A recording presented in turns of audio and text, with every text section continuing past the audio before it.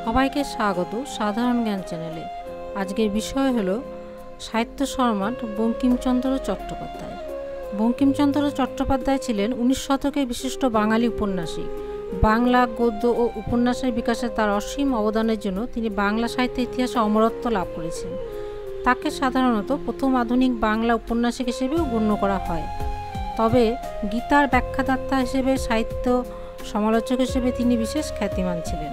তিনি জীবিকা সূত্রে ব্রিটিশ রাজের কর্মকর্তাও ছিলেন। তিনি বাংলা ভাষায় আদি সাহিত্যপত্র ও বঙ্গদর্শনের প্রতিষ্ঠাতার সম্পাদক ছিলেন। ছদ্মনাম হিসেবে কমলাকান্ত নামটি বঙ্কিমচন্দ্র চট্টোপাধ্যায় বেছে নিয়েছিলেন। তাকে বাংলা উপন্যাসের জনক বলা হয়। এছাড়াও তিনি বাংলা সাহিত্যের সাহিত্য সম্রাট হিসেবেও পরিচিত। বঙ্কিমচন্দ্র চট্টোপাধ্যায়ের জন্ম ও বংশ পরিচয়।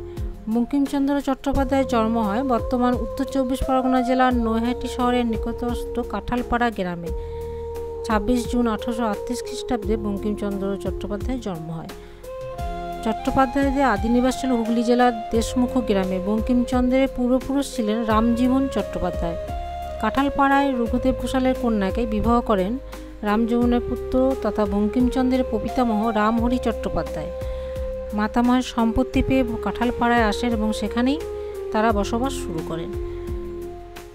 রামহরির পুত্র যাদবচন্দ্র চট্টোপাধ্যায় তৃতীয় পুত্র বঙ্কিমচন্দ্র। মাতা দুর্গাসুন্দরী দেবীর বঙ্কিমের পূর্বে তার আরও দুই পুত্রের জন্ম হয়, শ্যামাচরণ ও সঞ্জীবচন্দ্র চট্টোপাধ্যায়। বঙ্কিমচন্দ্রের জন্মকালে তিনি সদ্য অবভুক্ত মেদিনীপুর জেলার ডেপুটি কালেক্টর পদে। বঙ্কিমচন্দ্রের শিক্ষা জীবন। জন্মের পর 6 বছর বঙ্কিমচন্দ্র কাঁঠালপাড়াতেই অতিবাহিত করেন। 5 বছর বয়সে কুল পুরোহিত বিশ্বম্ভর ভট্টাচার্যের কাছে বঙ্কিমচন্দ্রের হাতেখড়ি হয়। শিশু বয়সেই তার অসামান্য মেধার পরিচয় পাওয়া গিয়েছিল। বঙ্কিমচন্দ্রের কনিষ্ঠ সহোদর পূর্ণচন্দ্র চট্টোপাধ্যায় লিখেছিলেন যে, শুনিয়াছি বঙ্কিমচন্দ্র একদিন বাংলা বর্ণমালা আয়ত্ত করিয়াছিলেন একদিনে। যদিও গ্রামের পাঠশালায় বঙ্কিম কোনোদিন কিন্তু যাননি। পাঠশালার গুরুমশাই রামপ্রাণ সরকার বাড়িতে তার গৃহশিক্ষক নিযুক্ত হন।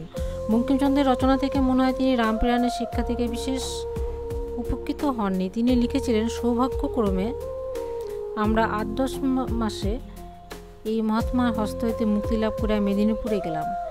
1844 সালে বঙ্কিমচন্দ্র পিতা কর্মস্থল মেদিনীপুরে গেলে সেখানেই তার প্রকৃত শিক্ষার সূচনা হয়। মেদিনীপুরে ইংরেজি স্কুলের প্রধান শিক্ষক জৈনিক এফ.টিভের পরামর্শে যাদবচন্দ্র শিশু বঙ্কিমকে তার স্কুলে ভর্তি করে দেন। এখানে বঙ্কিম অল্পকালের মধ্যে নিজ কৃতিত্বের স্বাক্ষর রাখতে সক্ষম হন। পূর্ণচন্দ্রের রচনা থেকে জানা যায় যে, বার্ষিক পরীক্ষার ফলে সন্তুষ্ট টিট সাহেব বঙ্কিমকে ডবল প্রমোশন দিতে উদ্যত হলে যাদবচন্দ্রের হস্তক্ষেপে তিনি নিরস্ত হন। 1847 সালে টিট ঢাকায় বদলি হয়ে গেলে সিনক্লেয়ার তার স্থলাভিষিক্ত হন এবং তার কাছে বঙ্কিম প্রায় 1.5 বছর ধরে শিক্ষা গ্রহণ করেছিলেন। 1849 সালে বঙ্কিমচন্দ্র পুনরায় কাঁঠালপাড়ায় ফিরে আসেন এবং এইখানেই তিনি শ্রীরাম ন্যায় বাগীশের কাছে বঙ্কিম বাংলা ও সংস্কৃতের পাঠ নেন। বঙ্কিমচন্দ্র খুব ভালো আবৃত্তিকার ছিলেন। সংবাদ প্রভাকর ও সংবাদ সাধুরঞ্জন নামক সংবাদপত্রে প্রকাশিত বহু কবিতা তিনি এই বয়সেই কিন্তু কণ্ঠস্থ করে ফেলেছিলেন। ভারতচন্দ্র রায়গুণাকার বিরচিত বিদ্যাসুন্দর কাব্য থেকে, বিদ্যার রূপবর্ণন ও জয়দেব প্রণীত গীতগোবিন্দ কাব্য থেকে ধীরের সমীরে যমুনা তীরে কবিতা তিনি প্রায় আবৃত্তি করতেন। এছাড়াও পণ্ডিত হলধর তর্কচূড়ামণির কাছেও এ সময় তিনি মহাভারত শুনতেন। হলধরই তাকে শিক্ষা দেন শ্রীকৃষ্ণ আদর্শ পুরুষ ও আদর্শ চরিত্র। এই শিক্ষা তার পরবর্তী জীবনে বহু রচনাতে প্রতিফলিত হয়েছিল। 1849 সালে হুগলি কলেজের বঙ্কিমচন্দ্র ভর্তি হন। এখানে তিনি 7 বছর পড়াশোনা করেন। হুগলি কলেজ পড়াকালীন 1853 সালে জুনিয়র স্কলারশিপ পরীক্ষায় প্রথম স্থান অধিকার করে মাসিক 8 টাকা তিনি বৃত্তি লাভ করেন। এই বছরই সংবাদ প্রভাকরের কবিতা প্রতিযোগিতায় অংশগ্রহণ করে তিনি 20 টাকা পুরস্কার লাভ করেন। হুগলি কলেজে অধ্যয়নের সময় বঙ্কিমচন্দ্র কবিবর ঈশ্বরচন্দ্র গুপ্তের সংবাদ প্রভাকর ও সংবাদ সাধুরঞ্জনের গদ্যপদ্য রচনা আরম্ভ করেছিলেন। পরবর্তীকালে তার বহু রচনা এই দুই পত্রিকাতেই কিন্তু প্রকাশিত হয়েছিল। হুগলি কলেজ 1856 সালে সিনিয়র বৃত্তি পরীক্ষায় সব বিষয়ে তিনি কৃতিত্ব প্রদর্শন করে 2 বছরের জন্য 20 টাকা বৃত্তি লাভ করার পর এই বছরে তিনি হুগলি কলেজ ছেড়ে আইন পড়ার জন্য কলকাতার প্রেসিডেন্সি কলেজে ভর্তি হন। 1857 সালের জানুয়ারি মাসে কলকাতা বিশ্ববিদ্যালয় প্রতিষ্ঠা হয় এবং বিশ্ববিদ্যালয় কর্তৃপক্ষ এন্ট্রান্স পরীক্ষা প্রবর্তন করেন। প্রেসিডেন্সি কলেজের আইন বিভাগ থেকে এন্ট্রান্স পরীক্ষাতে বঙ্কিমচন্দ্র প্রথম বিভাগে উত্তীর্ণ হন। পরের বছর 1859 সালে প্রথমবারের মতো বিএ পরীক্ষা নেওয়া হয়। মোট 10 জন ছাত্র ছিলেন এই পরীক্ষাতে। উত্তীর্ণ হয়েছিলেন কেবলমাত্র বঙ্কিমচন্দ্র ও যদুনাথ বসু। তার বাবার মতো তিনি সরকারি চাকরিতে যোগদান করেন, কিন্তু ডেপুটি ম্যাজিস্ট্রেট ও ডেপুটি কালেক্টর পদে। সারা জীবন তিনি অত্যন্ত নিষ্ঠার সাথে কাজ করে যান। স্বীকৃতিস্বরূপ ব্রিটিশ সরকার তাকে 2টি খেতাবে ভূষিত করে: 1891 সালে রায় বাহাদুর খেতাব এবং 1854 সালে companion of the most eminent order of the Indian empire খেতাব প্রদান করেছিলেন। তবে সরকারি কর্মকর্তা নয়, বরং লেখক এবং বাংলা তথা ভারতের নবজাগরণের অন্যতম মুখ হিসেবে তিনি অধিক প্রখ্যাত ছিলেন। বঙ্কিমচন্দ্রের বিবাহ। বঙ্কিমচন্দ্র প্রথম বিয়ে হয় 1849 সালে। তখন তার বয়স ছিল মাত্র 11 বছর। নারায়ণপুর গ্রামের এক পঞ্চমবর্ষীয়া বালিকার সাথে তার বিয়ে হয়। কিন্তু চাকরি জীবনের শুরুতে তিনি যখন যশোর অবস্থান করেছিলেন, 1859 সালেই পত্নীর মৃত্যু হয়। তারপর 1860 সালের জুন মাসে হালি শহরে বিখ্যাত চৌধুরী বংশের কন্যা রাজলক্ষ্মী দেবীর সঙ্গে তার বিয়ে হয়। তার কর্মজীবন প্রথমে যশোরে ডেপুটি ম্যাজিস্ট্রেট ডেপুটি কালেক্টর যোগদানের তারিখ 1858 7 আগস্ট। তারপর তিনি মেদিনীপুরে নেগুয়াতে ডেপুটি ম্যাজিস্ট্রেট ও ডেপুটি কালেক্টর 1860 9 ফেব্রুয়ারি যোগদান করেছিলেন। খুলনাতেও তিনি ডেপুটি ম্যাজিস্ট্রেট ডেপুটি কালেক্টর যোগদানে 1860 সালের 9 নভেম্বর। এছাড়াও তিনি বারুইপুর, মুর্শিদাবাদ,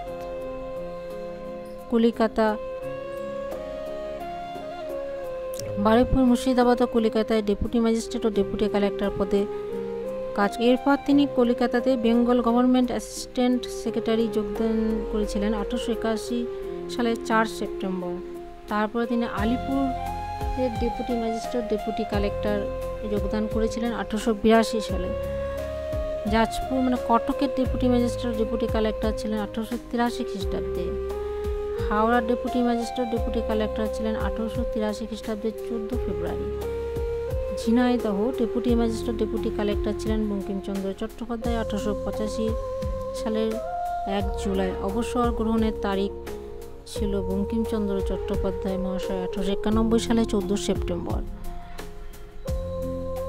শেষ জীবনে তার স্বাস্থ্য ততটা ভালো ছিল না। 1894 সালে মার্চ মাসে তার বহুমূত্র রোগ বেশ বেড়ে যায়। এই রোগেই অবশেষে তার মৃত্যু হয় এপ্রিলের 8, 1894 খ্রিস্টাব্দে। বঙ্কিমচন্দ্র মহাশয়ের সাহিত্যে অবদান। বাংলা ভাষার প্রথম সার্থক উপন্যাসিক ছিলেন বঙ্কিমচন্দ্র চট্টোপাধ্যায়। দুর্গেশনন্দিনী ছিল প্রথম সার্থক বাংলা উপন্যাস, যেটা বাংলা সাহিত্যের দ্বার উন্মোচন করেছিলেন। বঙ্কিমচন্দ্র চট্টোপাধ্যায় মোট 15টি উপন্যাস লিখেছিলেন এবং এর মধ্যে একটি ইংরেজি ভাষার উপন্যাসও ছিল।